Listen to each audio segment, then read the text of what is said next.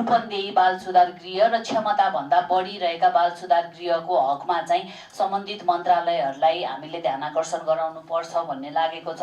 र अब हामी ठ्याक्कै 83-84 को आर्थिक वर्षको भनौँ तेस्रो दिनमा छौँ र यतिखेरै हामीले सम्बन्धित निकायहरूलाई जिम्मेवार बनाउन सक्यौँ भने आगामी वर्षभरि जिम्मेवार हुन सक्ने सम्भावना अझ बढी हुन्छ र हाम्रो भूमिका पनि आज त्यही नै हो जस्तो लाग्छ समितिले। त्यसका लागि चाहिँ जस्तो यो पोषणको कुरा हामीले बालबालिका अधिकारको कुरा गर्यौँ, विभिन्न कुरा गर्यौँ, तर बालबालिकाको लागि छुट्टै पोषणयुक्त खानाको व्यवस्था गरिएको छैन। कैदी बन्दीलाई जुन खाना भनिएको छ त्यही नै सिधाको रूपमा बालबालिकालाई पनि त्यही पुर्याउने गरिएको छ, जसको चाहिँ 10 वर्षदेखि नै हामीले बाल सुधार गृहमा पठाउँछौँ र त्यो भनेको मेन्टल डेभलपमेन्टको लागि, फिजिकल डेभलपमेन्टको लागि एकदमै महत्त्वपूर्ण स्टेज पनि हो। र त्यो स्टेजमै सरकारले राखेका बाल सुधार गृहमा र हामीले बालबालिकालाई संरक्षण गर्ने र सम्पूर्ण बालबालिकालाई संरक्षण गर्ने राज्यको दायित्व भनिराखेका छौँ। सँगसँगै सरकारले नै बनाएका बाल सुधार गृहमा बाल बिजाइकर्तालाई लगेर